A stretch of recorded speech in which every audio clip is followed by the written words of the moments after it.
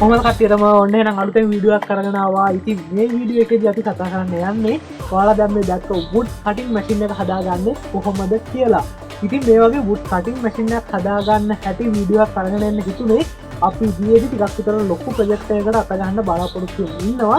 ඉතින් මේ ප්‍රොජෙක්ට් එකට අපිට අවශ්‍ය තියෙනවා wood cutting machine එකක්. ඒ නිසා හිතුණා මේ wood cutting machine එක හදාගන්න ගමන් ඒකේ වීඩියෝ එකක් ඔයාලට අරගෙන આવොත් හොඳයි කියලා. එහෙමනම් ඉතින් අපි ඉක්මනට යමු වීඩියෝ එකට. අනිත් වීඩියෝස් වලදී වගේ මතක් කරනවා තාමත් අපේ channel එකට subscribe කරන්න නැත්නම් අනිවාර්යෙන් පහළ තියෙන රතු පාට subscribe button එක click කරලා අපේ channel එකට subscribe වෙන්න වීඩියෝ එකේ යාළුවොත් එක්ක share කරගන්න කියලා. ඒ වගේම මතක් කරගන්න තව දෙයක් තියෙනවා. ඒ තමයි අපි හදුවා අලුතෙන් Facebook page එකක් අපේ YouTube channel එකටම Funky Gadgets කියලා.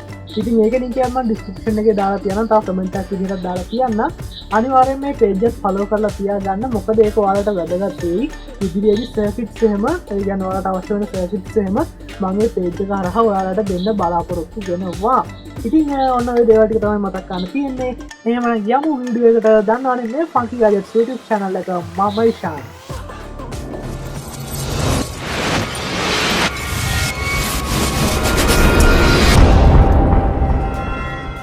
ඉතින් අපේ මේ wood cutting machine එක හදාගන්න විදිය ගැන කතා කරනකොට අපිට ප්‍රධාන වශයෙන්ම අවශ්‍ය වෙන දෙයක් තමයි මේකේ තියෙන තලය කරකව ගන්න මෝටර එකක්.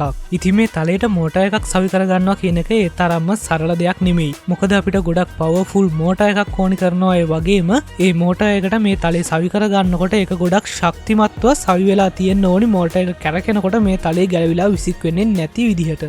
කොහොම හරි මෙතනදී අපිට ප්‍රධානම අවශ්‍යතාවය තියෙන්නේ මේ තලය පාවිච්චි කරලා අපි ලීයක් කපා ගන්නකොට අපිට බොහොම පහසුවෙන් එකම දිගකින් එළිය කපා ගන්න පුළුවන් වෙන්න වගේම එළිය ඇද වෙන්නේ නැතුව ලේසියෙන් කපා ගැනීමේ හැකියාව තියෙන එකනේ. ඒ නිසා මේකට මෝටර එකක් සවි කරන එක ගැන මම එච්චරම හිතන්නේ නැතුව මෙන්න මේ වගේ ග්‍රයින්ඩර් එකක් පාවිච්චි කරනවා මේකේ මෝටර එක විදිහට.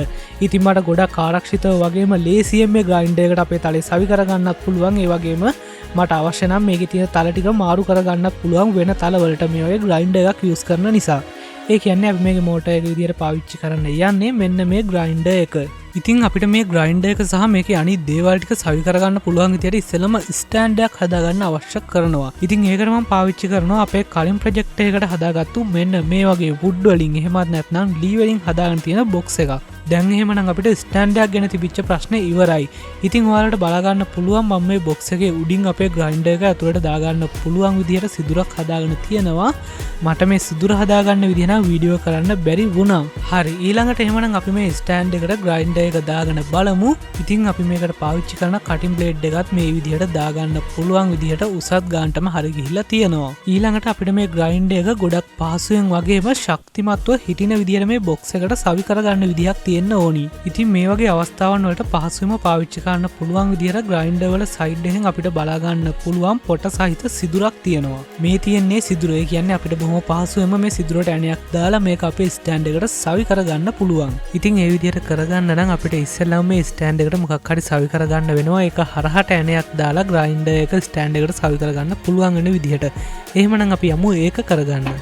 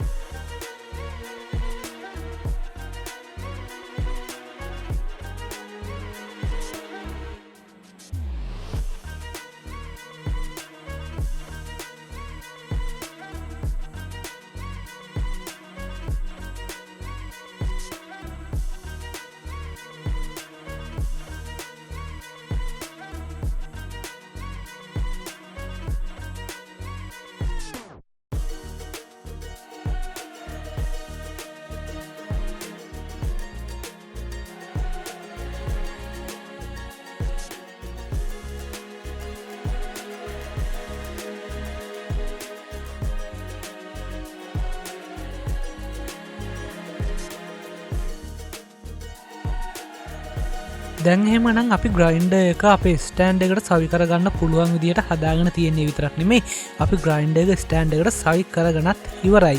ඊළඟට එහෙමනම් අපි මේකට වුඩ් කටින් ප්ලේට් එක සවි කරගමු.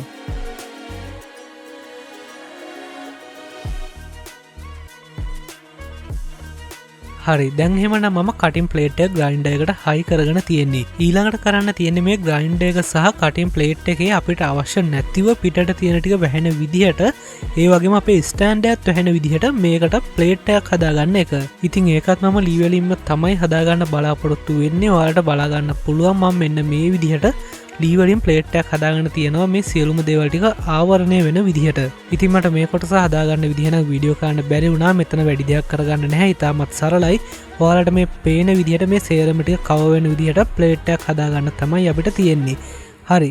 ඊළඟට අපි බලන්න ඕනේ කොහොමද අපිට මේ ප්ලේට් එක අපේ ස්ටෑන්ඩ් එකට සවි කරගන්න විදියක්. ඉතින් අපි ඒක නිකම්ම අපේ ස්ටෑන්ඩ් එකට සවි කරගෙන හරියන්නේ නැහැ. අපිට මේ ප්ලේට් එක තියෙන උස ලේසියෙන්ම වෙනස් කර ගැනීමේ හැකියාවක් තියෙන්නම ඕනි. ඉතින් ඒකට ඔයාලට බලා ගන්න පුළුවන් මම ලැලි දෙකක ආධාරයෙන් මේ විදිහට L හැඩයක කොටසක් හදාගෙන තියෙනවා. ඉතින් ඊළඟට අපි මේ L හැඩයේ කොටස අපි ප්ලේට් එකක් විදිහට ලෑලි වලින් හදාගත්තු කොටසට සවි කරගන්න ඕනි. හරි. අපි ඒකත් එහෙනම් ඉක්මනටම කරගමු.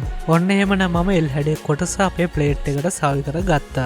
ඊළඟට අපි බලන්න ඕනි මේ කොටස උස් පහත් කරගන්න පුළුවන් විදිහට අපේ ස්ටෑන්ඩ් එකට සවි කරගන්නේ කොහොමද කියන එක. ඉතින් ඒකත් අපිට ඉතාමත් සරලව කරගන්න පුළුවන්. ඔයාලට පේනවානේ මම මේ L හැඩයේ කොටස හදාගෙන තියෙන්නේ මේක අපේ ස්ටෑන්ඩ් එකට සවි කරනකොට ඒ ස්ටෑන්ඩ් එකේ මුල්ලකට එහෙම නැත්නම් කෝණ එකකට ඒක හිටින විදිහට.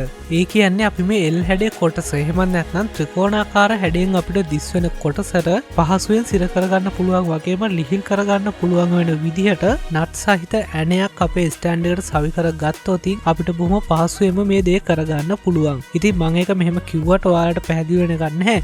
අපි ඒක කරගෙන බලමු. ඒකට අපි ඉස්සෙල්ලාම ප්ලේට් එකට සවි කරගත්තු L හැඩයේ කොටසේ දෙපැත්තෙම විස්කම්බේ අඟල් භාගයක් වගේ තියෙන අඟල් 3ක් විතර උසට සිදුරක් හදාගන්න ඕනි. හරි. දැන් එහෙමනම් අපි යමු ඒක කරගන්න.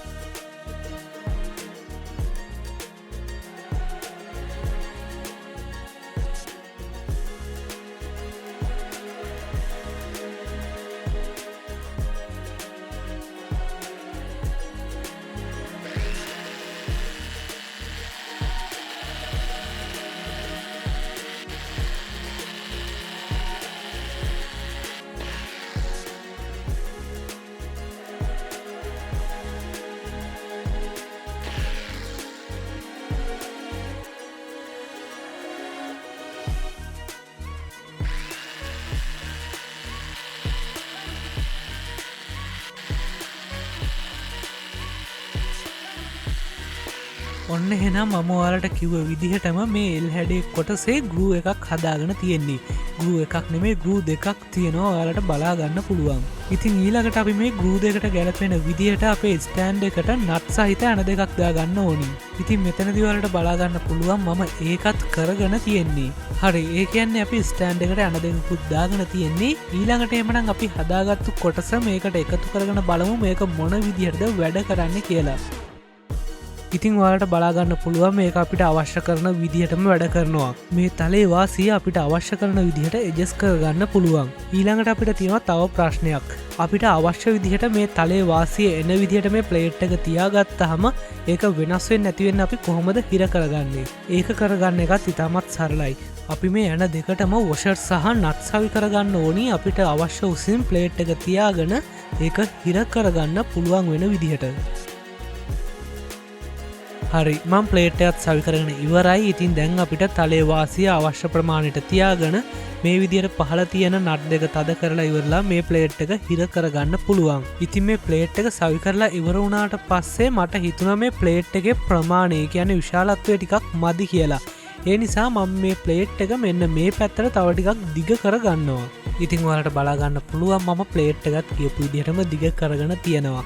හරි ඊළඟට එහෙමනම් අපි ආයෙත් මේක අපේ ස්ටෑන්ඩ් එකට සවි කරගෙන බලමු. හරි මම දැන් මේක අපේ ස්ටෑන්ඩ් එකටත් සවි කරගෙන ඉවරයි. ඉතින් ඊළඟට අපිට කරගන්න තියෙන්නේ මේක ෆිනිෂ් කරගන්න එක.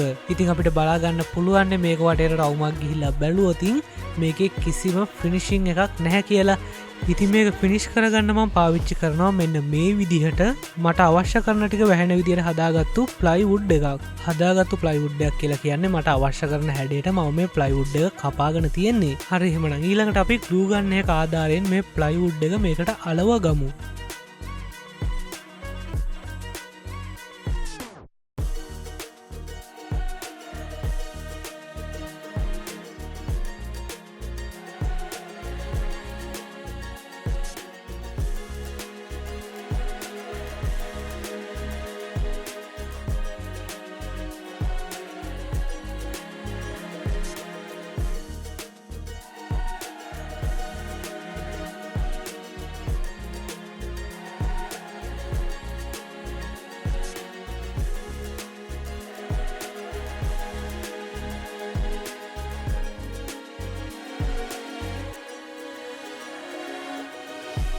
හරි ඉතින් මේ වෙනකොට අපේ වුඩ් කටින් මැෂින් එකේ සේරම වැඩ ටික ඉවර කරගෙන තියෙන්නේ.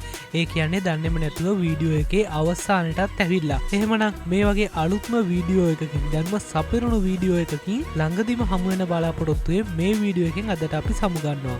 දන්නවනේ මේ ෆන්කි ගැජට්ස් YouTube channel එක.